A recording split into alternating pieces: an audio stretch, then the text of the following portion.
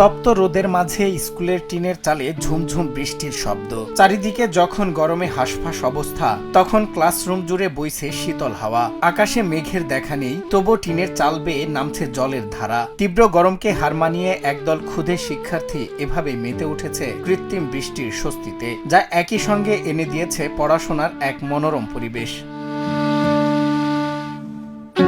কিন্তু এই স্বস্তির পেছনের গল্পটা বেশ সংকটের। সড়ক নির্মাণের কারণে নিজেদের স্থায়ী ভবন হারিয়ে গত 2 বছর ধরে খোলা মাঠের মাঝে এক অস্থায়ী টিনশেড ঘরে চলছে 175 জন শিশুর পড়ালেখা। আশপাশে কোনো গাছপালা না থাকায় তীব্র রোদে টিনের চাল যেন হয়ে উঠত ফুটন্ত কড়াই, যা গরমে প্রতিনিয়ত শিশুরা অসুস্থ হয়ে পড়ছিল।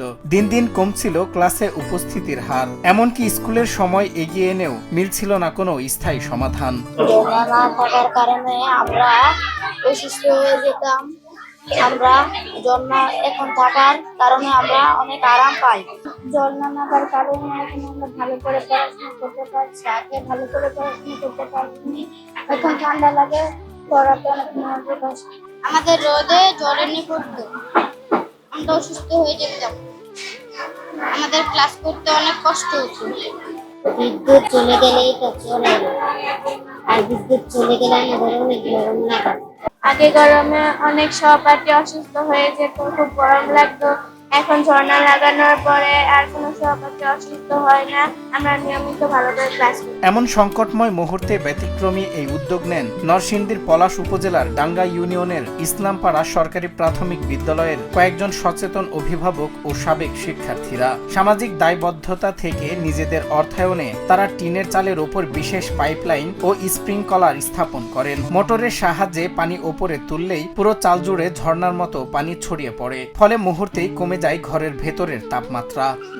ভবন কইরা দিছিল ডক্টর স্যার, এটা ভেঙে বলাইছে রাস্তার কাজের জন্য। তারা পারতো যদি ভবনটা আগে কইরা স্কুলটা ভাঙ্গে ফেলাইতো। এই ভবন দুটো ভাঙছে, ভাঙার পরে তারা স্কুলের কোনো খোঁজ খবর রাখে নাই, নেয় নাই। আমি কিছুদিন আগে স্কুলে আসার পরে এখানে বসার কোনো ওই ধরনের সিচুয়েশন ছিল না, প্রচুর তাপমাত্রা। তখন চিন্তা করলাম যে কি করা যায় সেই দৃষ্টিকোণ থেকে, এবং দেখতে পারলাম যে স্কুলের স্টুডেন্টরা আপনার অসুস্থ হয়ে পড়েছে। তো সেই দৃষ্টিকোণ থেকেই কৃত্রিম ঝর্ণা সৃষ্টি করলাম। কৃত্রিম বৃষ্টিতে বদলে গেছে স্কুলের পুরো চিত্র। ভারপ্রাপ্ত প্রধান শিক্ষক রত্না আক্তার জানান, এই অভিনব উদ্যোগের পর শিক্ষার্থীদের উপস্থিতি এক লাফে বেড়ে দাঁড়িয়েছে প্রায় 95%। এতে শিশুরা এখন দারুণ মনোযোগ দিয়ে ক্লাস করছে। তবে এই আনন্দের মাঝেও বড় বাধা হয়ে দাঁড়িয়েছে লোডশেডিং। বিদ্যুৎ চলে গেলেই বন্ধ হয়ে যায় কৃত্রিম বৃষ্টি, এতে বিপাকে পড়ে কোমলমতি শিশুরা। দেখা গেছে আগে আমার ছেলেমেয়েরা আসতে চাইতো না, গরমের কারণে এখানে স্কুলে আসতে অনীহা প্রকাশ করছিল। এখন ওদের উপস্থিতি ভালো, ওদের যেহেতু ওরা শারীরিকভাবে আগের থেকে এখন একটু ভালো আছে, তাই লেখাপড়ার দিক দিয়ে আগ্রহীটাও বাড়ছে। আর ব্যতিক্রমী ধর্মী যেই উদ্যোগটা ওদেরকে ওনারা নিচ্ছে, আমি ওদেরকে ধন্যবাদ ও কৃতজ্ঞতা প্রকাশ করছি। পাঁচদানা হতে ইসলামপাড়া ঘাট পর্যন্ত যে হাইওয়ে 6 লাইন রাস্তাটা হয়, ওইখানে ইসলামপাড়া সরকারি প্রাথমিক বিদ্যালয়টা অধিগ্রহণে পড়ে যায়। তখন আমি আমার এই জমিটুকু দিয়ে আমি নিজস্ব অর্থায়নে আমি স্কুলে প্রতিষ্ঠিত করে দেই। এখানে আগে যে ছাত্র ছিল তার চেয়ে অনেক বাচ্চা, এখন খুব ছেলেরাও খুব আনন্দ পাইতেছে লেখাপড়া করে, এবং তাদের শরীর স্বাস্থ্য খুব ভালো যাইতেছে ইনশাল্লাহ।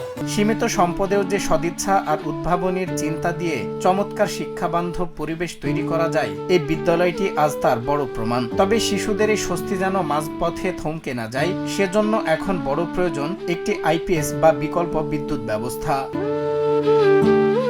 সজল বিশ্বাস, নিউজ ডেস্ক, বাংলা টিভি।